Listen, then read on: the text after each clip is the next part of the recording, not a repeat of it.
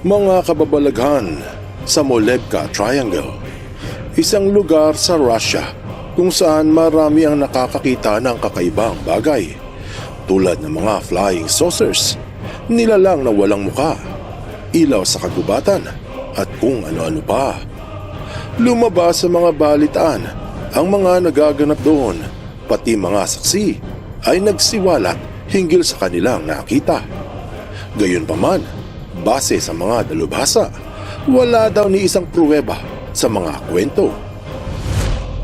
Siguradong magugulat ka sa malalaman mo na may lumabas na video kung saan ay nakuhanan ng isang misteryosong ilaw at hindi ito maitanggi kahit ng mga eksperto. Mayroong mga naniniwala at marami din namang naghihinala. Alamin natin kung totoo ba.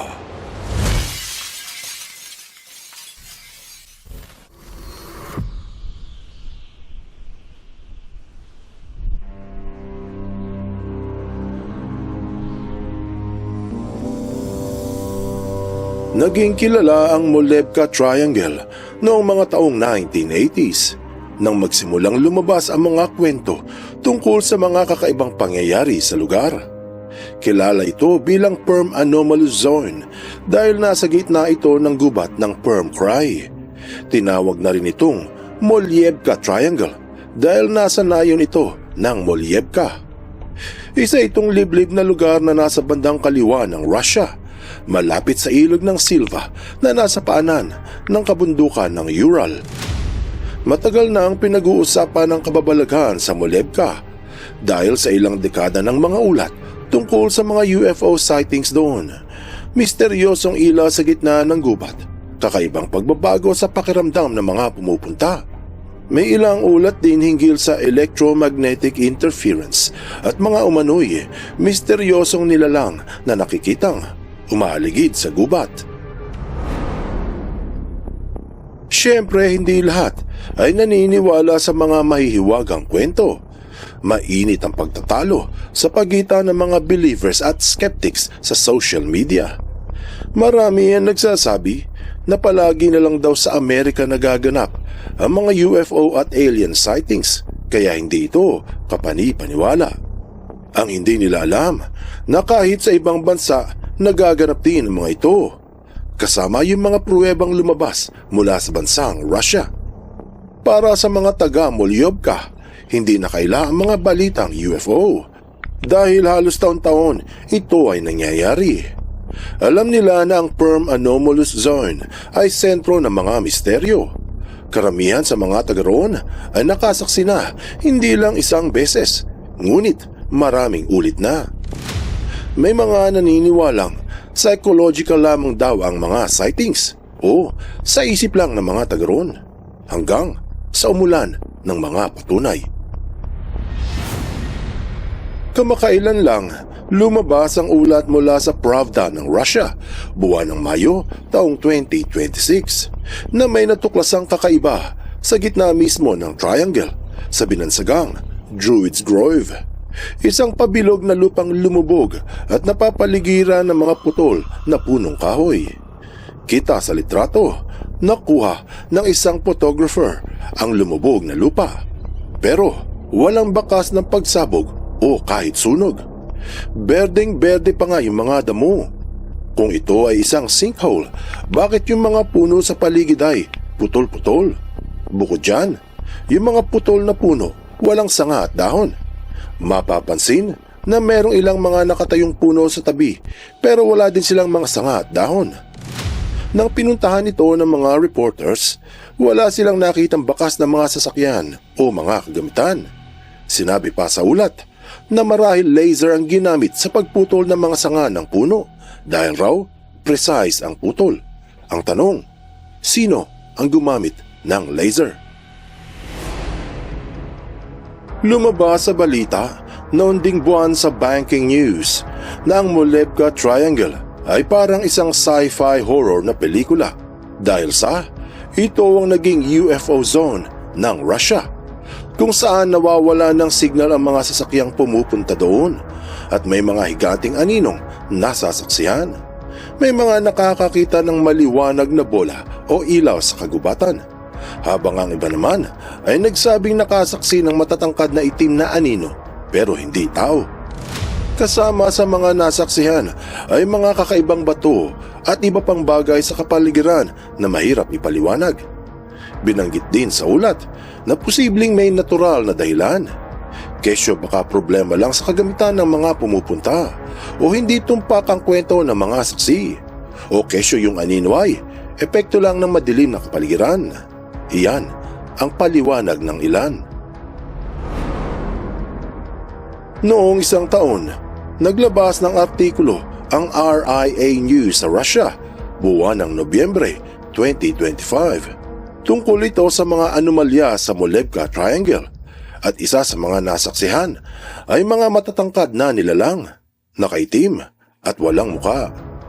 Isa ito sa pinakakakaibang kwento mula sa Triangle. Isang researcher at kasama niya ang nakasaksi sa kababalaghan. Ayon sa salaysay, naghiwalay sila habang naglalakad sa gubat at habang bumababa siya sa isang maliit na bangin, may biglang nakatawag ng kanyang pansin. Pagtingala niya, nakita umano niya sa harap niya mismo ang isang malaking itim na figura. Tinatayang 3 metro ang taas, mukhang tao at solido ang katawan. Natigilan daw siya sandali bago tumakbo dahil sa takot. Kalaunan, may isa pang babaeng nagkwento rin na nakakita naman siya roon ng isang maliit na berdeng tila humanoid. Madalas na binabanggit kapag pinag-uusapan ang misteryo ng Molevka ay ang tinatawag na Stone Pyramids. Base sa ulat ng Russia Press, ang Pyramid Key ay mga kumpul-kumpol o ayos ng bato na nakatago sa kagubatan. Ito ang pinakakilala sa buong lugar dahil sa kakaibang pagkakaayos ng mga bato. May mga bumibisita roon, nag-aakalang para itong sinaunang istruktura.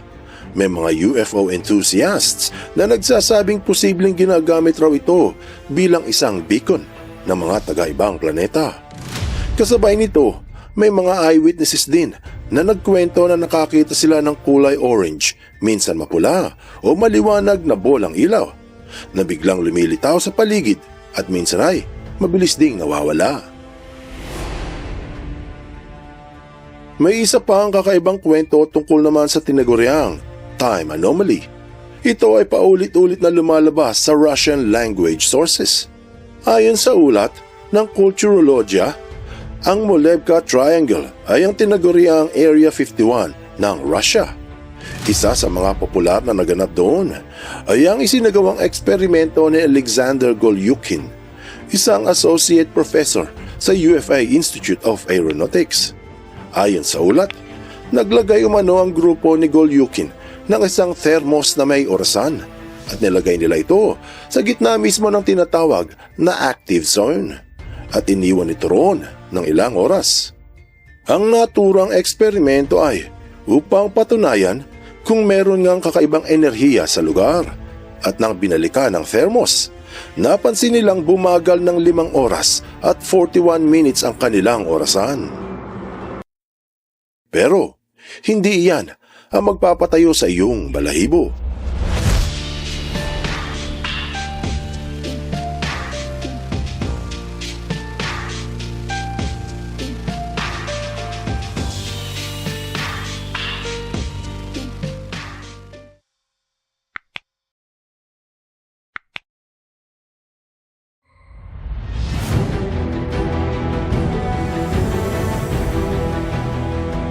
Base muli sa pahayag ng RIA News, nakita din sa Molevka Triangle ang isang maitim na hugis sombrero na nakalutang sa ere, isang unidentified aerial phenomenon.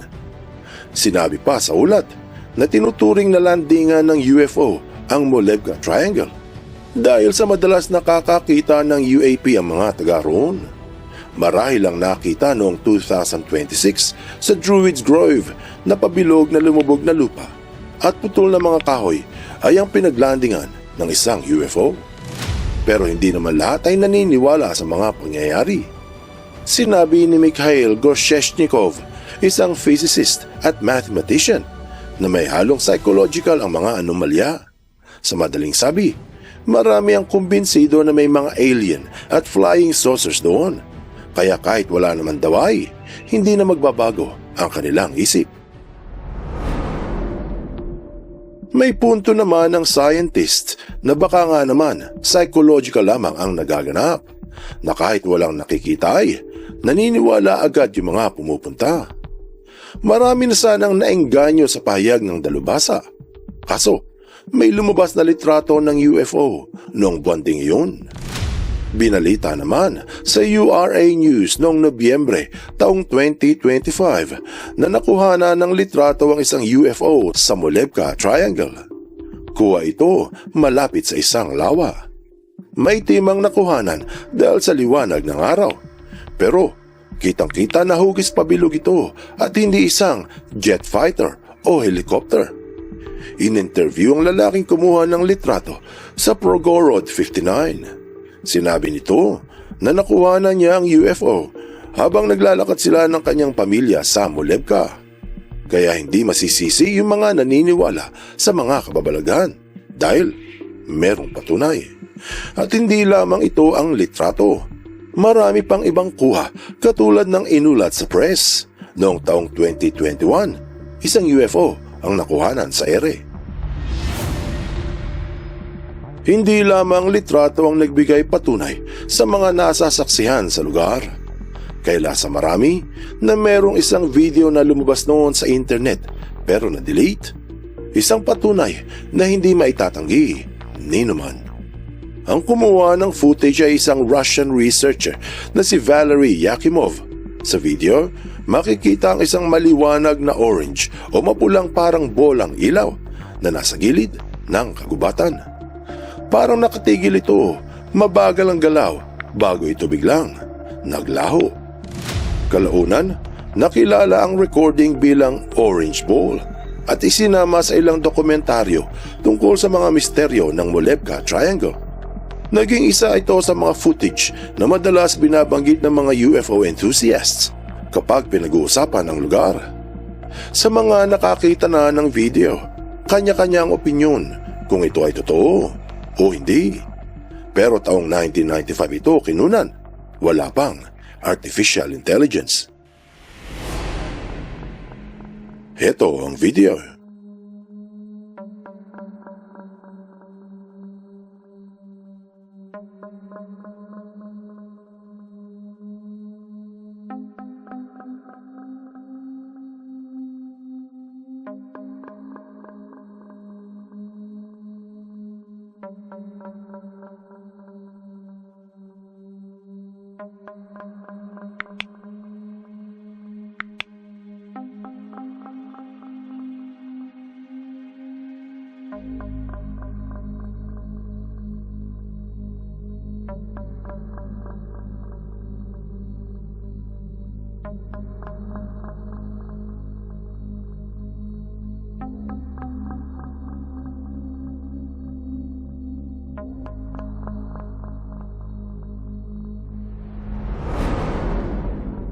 Ayon sa Russian UFO researcher, nakita niya ang kakaibang orange sphere noong buwan ng Agosto 1995 habang nakabase sila sa Perm Anomalous Zone.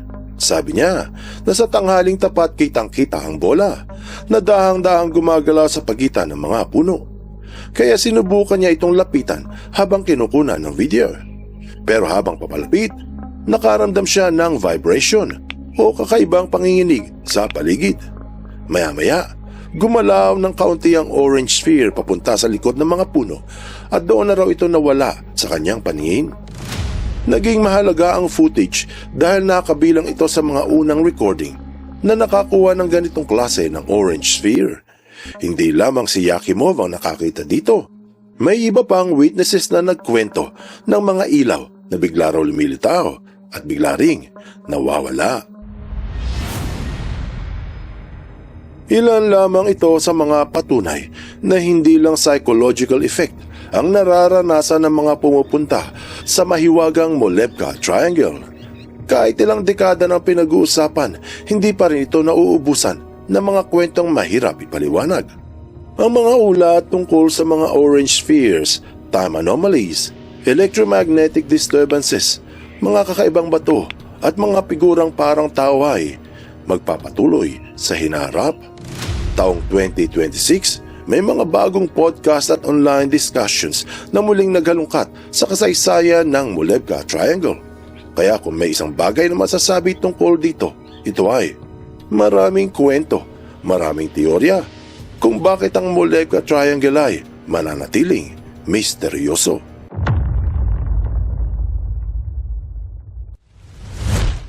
Anong aral ang mapupulot dito?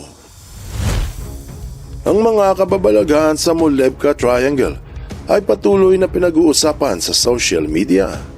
Isang lugar kung saan marami ang nakakakita ng mga flying saucers, nilalang na walang muka, ilaw sa kagubatan at kung ano-ano pa. Ayon sa mga eksperto, marahil ay psychological lamang ito. Hanggang sa lumitaw ang mga saksi na nagpatunay sa mga kababalaghan kasama ng kanilang mga litrato at videos. Marahil sa hinaharap, marami pang lalabas na patunay sa mga hindi maipaliwanag na kaganapan sa Mulebka Triangle.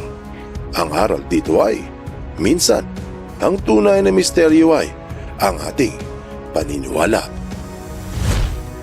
Buksan mo ang iyong isip at hayaang lumalim pa ng lubusan ng iyong pangunawa sa mga kasaysayang kapupulutan ng maraming aral. Tandaan, katotohanan ng susi sa tunay na kalayaan.